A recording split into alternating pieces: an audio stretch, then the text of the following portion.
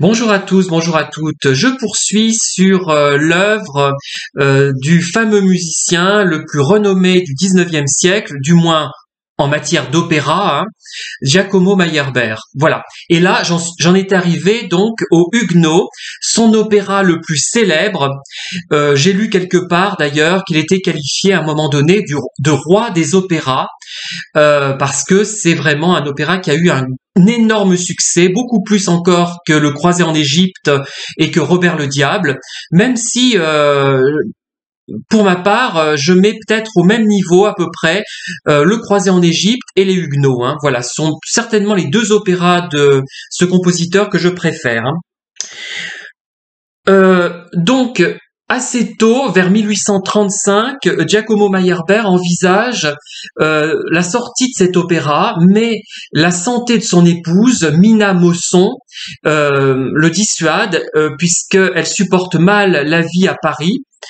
Et il doit, le compositeur, payer une indemnité de 30 000 francs parce que l'opéra ne sort pas au bon moment, au moment voulu. Les répétitions vont commencer en juin 1835 seulement, et le compositeur va faire répéter tous les musiciens, tous les chanteurs individuellement. Enfin, les chanteurs, les musiciens, il va faire travailler l'orchestre évidemment. Et il s'occupe évidemment des chœurs et des morceaux d'ensemble. Alors, des modifications vont être exigées par les censeurs et la partition, le livret sera quelque peu modifié. Alors, il y a aussi une demande du ténor Adolphe Nourry qui est vraiment bénéfique, cette demande, puisqu'il il demande plutôt qu'un numéro sentimental, un duo d'amour soit ajouté à l'acte 4, en fait, à la fin de l'acte 4, entre Raoul et Valentine, évidemment. Et vous savez que ce fameux duo d'amour va être quelque chose d'exceptionnel, puisque même les critiques les plus acerbes vis-à-vis de Meyerbeer et de cet opéra vont adhérer à ce duo d'amour entre Raoul et Valentine.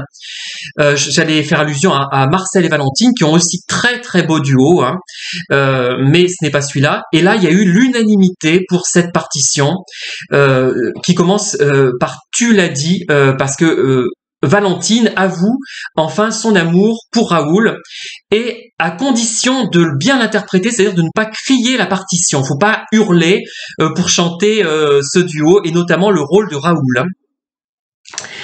Alors, initialement, la bénédiction des poignards devait être, si je puis dire, présidée par Catherine de Médicis, mais ça faisait beaucoup. Il y avait déjà Marguerite de Valois, qui n'est pas encore reine, mais on va faire comme si elle l'était. Et il n'y a pas non plus Charles IX. C'est un peu dommage, mais finalement, ils sont présents moralement, puisqu'ils sont un petit peu les instigateurs de tout ce massacre. Alors, autre chose aussi, que pour ménager les susceptibilités religieuses, on va changer le titre de cet opéra. On va le faire intituler Guelph et Gibelins, les Gibelins à Pise, et même les Suédois devront Prague. Dernier titre que le compositeur va refuser. Il y a des limites quand même, je pense. Donc le 29 février 1836, les Huguenots sort enfin, pas sur les écrans, mais à l'opéra, et c'est un succès encore plus important que Robert le Diable. C'est vraiment...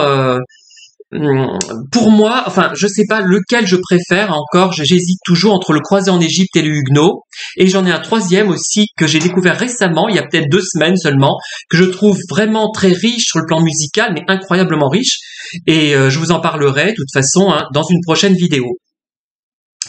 Alors moi, je vais essayer de détailler un petit peu les 5 actes de cet opéra. Alors, je vais résumer un petit peu l'intrigue quand même. L'intrigue, le livret d'Eugène Scribe, 1791-1861. Je vous en ai déjà un petit peu parlé.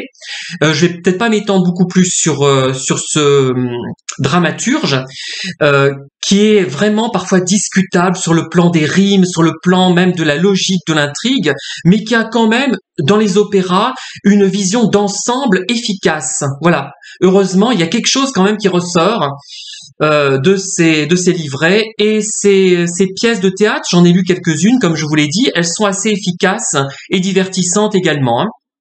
D'ailleurs, on trouve facilement en 5, je sais plus combien de volumes, les œuvres complètes d'Eugène Scribe éditées vers la fin du 19e siècle, notamment. Si vous allez sur des marchés opus, vous finirez peut-être par les trouver. Ce n'est pas très rare. Mais c'est vraiment quelqu'un de très renommé, Eugène Scribe, au 19e siècle. Donc cette histoire donc des Huguenots, ce sont les histoires de Raoul de Nangis, un Huguenot qui est amoureux de Valentine de Saint-Brice, une catholique. Alors il y a l'histoire individuelle de cet amour, donc, qui s'inscrit dans le massacre, enfin les jours qui précèdent le massacre de la Saint-Barthélemy et le massacre de la Saint-Barthélemy lui-même. Alors, on a l'impression, d'après l'intrigue d'Eugène Scribe, que le massacre de la Saint-Barthélemy a été causé par les problèmes amoureux, finalement, enfin, de ce qui découle des problèmes amoureux de Valentine et de Raoul. C'est absolument absurde, mais bon, pourquoi pas, c'est un peu comme un peu léger quand même à ce point de vue-là. Alors, le problème de cet opéra, c'est que finalement, du livret, c'est qu'il n'y a pas Catherine de Médicis, comme c'était prévu au départ, ni Charles IX, qui est le roi à ce moment-là, et Marguerite de Valois n'est pas encore reine. D'ailleurs, on voit Marguerite de Valois, mais on voit pas Henri IV, avec qui elle va être mariée. Et donc Marguerite de Valois, elle apparaît à l'acte 2 essentiellement. Elle apparaît, sa grande partie lyrique est à l'acte 2.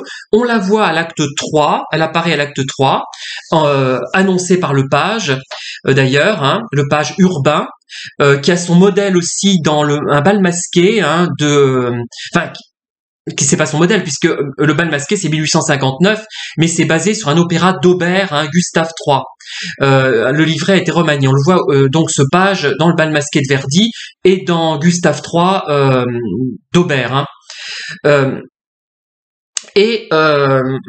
il y a ce page en 1836 et on peut penser, comme le livret d'Eugène Scribe, il a le personnage d'Oscar, célèbre dans le bal masqué, lui est redevable. Il ressemble étrangement à Urbain finalement, et il joue un peu les mouches du coche, souvent je trouve. Alors ensuite, elle apparaît normalement au 5e acte, donc l'acte 2, Marguerite de Valois, où là vraiment elle chante, l'acte 3, où elle apparaît seulement, elle reprononce quelques répliques, et l'acte 5, où elle apparaît, mais souvent les versions ne la font pas apparaître à l'acte 5, ce qui est vraiment dommage parce que c'est important. Elle n'a pas de texte à jouer, mais sa présence est importante. Elle constate le massacre de la Saint-Barthélemy. Elle est consternée évidemment, ce qui est peut-être pas en phase avec la réalité historique. Je suis pas suffisamment calé en histoire pour m'en rendre compte. Et globalement, le livret est basé sur un ouvrage de Prosper Mérimée qui parle relatif à des événements du temps de Charles IX, voilà. Mais la réalité historique en prend quand même un coup, Voilà. Mais il y a les grandes lignes qui sont tout de même conservées. Excusez-moi, je reviens. Voilà. J'oublie de rebrancher l'appareil. Je commençais à m'éteindre un peu. Je me disais, qu'est-ce qui se passe? Alors voilà. Donc, je vais maintenant détailler ce qui se passe un petit peu dans chaque acte, ce que moi j'ai remarqué. Et attention, je ne suis pas musicologue, ce qui fait que des musicologues auraient remarqué sans doute d'autres choses, mais moi ça ne m'est pas forcément apparu, et c'est tellement riche. Il y a tellement de choses dans cet opéra. Comme disaient certains critiques acerbes, il y a matière à 20 opéras, à 20 grands opéras dans les Huguenots, et c'est certainement vrai. Mais là, c'est négatif leur point de vue. Il disait que c'était un fourre-tout, qu'on trouvait tous les musiciens qui avaient précédé Meyerbeer dans cet opéra.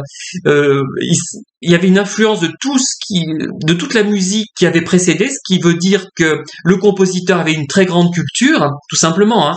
Mais bon, voilà. Il y a tellement de choses que c'est presque fatigant, à la limite. Et d'une version à l'autre, il y a des coupes qui ont été réalisées. Hein, c'est ça le problème. Et récemment, j'ai vu une version qui me décevait un peu sur le plan de la mise en scène, mais qui était très fidèle. Et on voyait au 5e acte la présence de la reine Marguerite. Hein. Alors, une chose importante aussi que j'ai pas précisé, mais ça montre l'importance de cet opéra encore maintenant, c'est que une des plus grandes cantatrices du XXe siècle, hein, Joan Sutherland, une cantatrice donc de Sydney, hein, qui était célèbre à l'opéra de Sydney en Australie, australienne, hein, qui a été d'ailleurs anoblie par la reine, hein, Lady Sutherland, donc elle est morte à 84 ans d'ailleurs. Elle a fait ses adieux à l'âge de 64 ans, sauf erreur, en 1984, je dis pas de bêtises, je suis pas sûr de moi, dans les Huguenots, dans le rôle de la reine Marguerite. Hein. Voilà, elle a joué ce rôle souvent. Et d'ailleurs, il y a une version dans laquelle devait jouer Maria Callas, non pas dans le rôle de la reine Marguerite, mais dans celui de Valentine. Hein. Et elle a été remplacée par Giulietta Simeonato, et Marguerite de Valois, c'était Joan Sutherland, déjà en 62, hein, et c'est un rôle important dans sa carrière. Et Joan Sutherland, donc avec son mari Richard Boninge, c'était pas une imbécile, quoi. C'est quelqu'un qui a fait ressurgir, qui a fait rejouer des opéras importants, oubliés. Donc si elle fait ses adieux dans ce rôle, on peut penser que ça a quand même une certaine valeur. Bon, on n'a pas besoin de ça pour s'en rendre compte, hein. Mais cet opéra a tellement été remis en question que il faut toujours se justifier quand on affirme aimer cet opéra. Et je vous cite quand même une anecdote, c'est que j'étais sur un chat, hein, un forum, et quelqu'un, j'avais pris le pseudonyme d'Urbain, ou voilà, et on m'a demandé, et j'ai dit que c'était une référence au Huguenot de Giacomo Meyerbeer, hein, le personnage du page, tenu par une femme, c'est un rôle travesti, hein. J'ai expliqué, voilà, elle m'a dit ah oui, les Huguenots on peut plus le chanter parce qu'il y a plus d'interprètes qui chantent de façon aussi complexe, et aussi parce que c'est pas de la bonne musique. Voilà, c'était paradoxal d'ailleurs, c'est une musique complexe, compliquée à chanter, difficile à chanter, mais pas de la bonne musique. C'est déjà un peu bizarre parce que si c'est si complexe que ça à chanter, ou alors c'est un opéra vraiment alambiqué qui n'a aucun intérêt, on fait pousser des contre-sols ou des contre-fa sans raison liée à l'intrigue, ni vocale, sans raison ni esthétique ni théâtrale.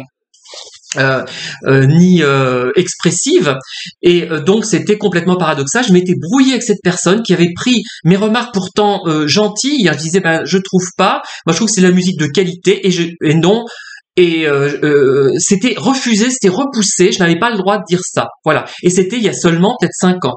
Voyez. Et autre exemple, quand j'ai dit que j'aimais ce compositeur à quelqu'un que mon conjoint fréquentait aussi, hein, il m'a dit il aime ton petit ami, il aime vraiment de la mauvaise musique, il aime Meyerbeer, voilà. Et rien à faire, c'est enraciné. Il y a des choses qui sont enracinées. Et c'est très difficile de s'en sortir. Hein. Une réputation négative qui vous suit comme ça pendant des années, des siècles même peut-être, parce que il est mort en 1864 et on est en 2021, 22 même, et il y a encore des gens qui croient que c'est une nullité. Hein. Voilà. Bon, j'espère convaincre par ces vidéos, mais je suis pas musicologue, je le regrette. Hein. Alors, l'acte 1, l'ouverture est remarquable, hein, je trouve. Elle résume les thèmes qui vont être développés dans l'opéra. C'est suivi par des chœurs masculins. L'acte 1 est surtout masculin. Il n'y a que des hommes, excepté le page. C'est un rôle travesti, une femme, mais c'est quand même un rôle masculin. Donc c'est vraiment l'acte des hommes, cet acte 1. Beaucoup de musicologues trouvent que ça ressemble à du Boieldieu. Voilà. Notamment, vous pensez à la Dame Blanche de Boieldieu. Hein. Voilà. Moi, c'est pas moi qui le dis, ce sont les musicologues qui ont analysé cette œuvre. Et je suis assez d'accord. Alors, il y a une qualité frappante, ce sont les récitatifs qui sont remarquables. Moi, je suis ébloui par les récitatifs de Meyerbeer et j'écouterai presque ces opéras pour les récitatifs, tellement ils sont musicaux et ça rappelle la volonté qui viendra par la suite des opéras plus modernes de faire en sorte qu'il n'y ait pas de qu'il n'y ait pas d'air réellement, mais que ça soit quand même musical, vous voyez, qu'il n'y ait pas de chanson en quelque sorte avec des couplets, des refrains. Il voulait que certains compositeurs, hein, dont je parlerai peut-être par la suite d'ailleurs, hein, dans un autre contexte, qu'il y ait une continuité dramatique et qu'il n'y ait pas finalement des airs qui rompent cette continuité. Bon, c'est discutable. Moi, je suis à la fois pour les opéras à airs, comme on dit, avec des airs, des arias, et aussi pour ceux qui ont renié un petit peu ce principe, mais qui restent quand même très mélodieux, comme Richard Strauss dans certains de ses opéras, ou comme Francis Poulenc. Vous voyez, moi, il faut quand même que ça soit esthétique au premier degré pour un béotien qui peut quand même l'apprécier. Voilà, les choses trop complexes me rebutent un petit peu encore, mais peut-être que dans quelques années, je serai capable de les apprécier. Peu de compositeurs, donc à mon avis, sont capables de faire de tels récitatifs. Ils sont mélodieux et expressifs. Voilà, ils ne rompent pas l'action, ils font progresser l'action, et en même temps, ils charment notre oreille. Ça, c'est très important.